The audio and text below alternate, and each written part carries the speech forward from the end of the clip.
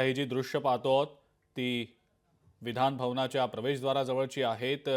राज्यपालांचं आगमन झालेलं आहे विधिमंडळामध्ये आणि राज्यपालांचं अभिभाषण देखील होणार आहे आणि या अनुषंगाने आता राज्यपाल विधिमंडळामध्ये दाखल झाल्याचं दृश्य आपण सध्या पाहतो आहोत। राज्यपालांच्या स्वागतासाठी स्वतः मुख्यमंत्री देवेंद्र फडणवीस आणि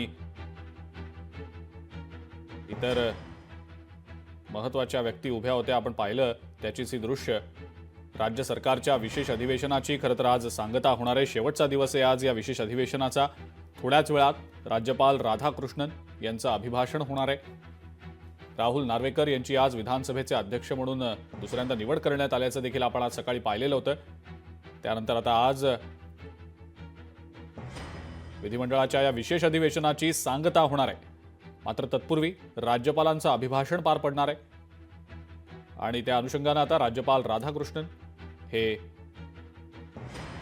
विधान भवन परिसरामध्ये दाखल झालेले आहेत आणि आता थोड्याच वेळात ते सभागृहांमध्ये जातील। तिथे त्यांच्या अभिभाषणाला सुरुवात होईल।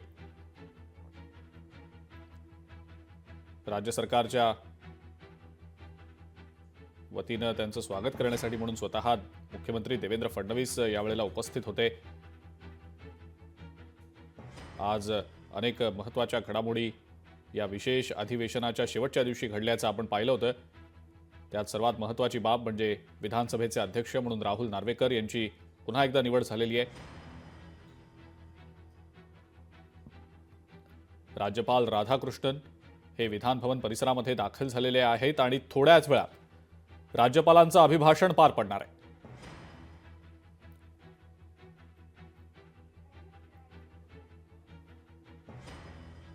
ही दृश्य आपण सध्या पाहतो आहोत विधान भवनाच्या परिसरातली।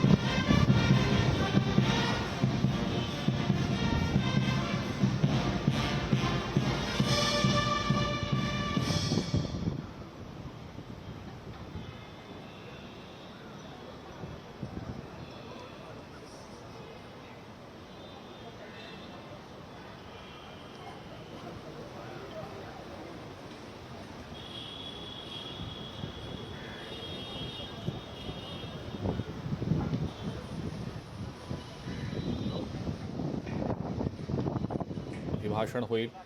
हे अभिभाषण लोकशाही मराठीच्या प्रेक्षकांपर्यंत आपण पोहोचवणारच आहोत।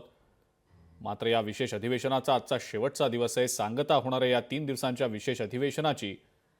पहिले 2 दिवस आमदारांना सदस्यत्वाची शपथ देण्यात आलेली होती। आजच्या दिवशी म्हणजे तिसऱ्या दिवशी विधानसभा अध्यक्षांची नियुक्ती करण्यात आली। आता आपण दृश्यांमध्ये सध्या पाहतो आहोत मुख्यमंत्री देवेंद्र फडणवीस आणि त्याबरोबरच नवनियुक्त विधानसभा अध्यक्ष राहुल नार्वेकर, नीलम गोऱ्हे देखील आपल्याला दृश्यांमध्ये दिसत आहेत। यांनी राज्यपालांचं स्वागत देखील केलेलं आहे। गिरीश महाजन देखील आपल्याला दृश्यांमध्ये दिसत आहेत आणि आता थोड्याच वेळात राज्यपाल सभागृहात दाखल होतील आणि सभागृहामध्ये त्यांच्या अभिभाषणाला सुरुवात केली जाईल। विशेष अधिवेशनाच्या अनुषंगाने आज अधिवेशनाचा सांगता दिवस असल्या कारणामुळे राज्यपालांचं अभिभाषण होईल आणि त्यानंतर अधिवेशनाची सांगता होईल।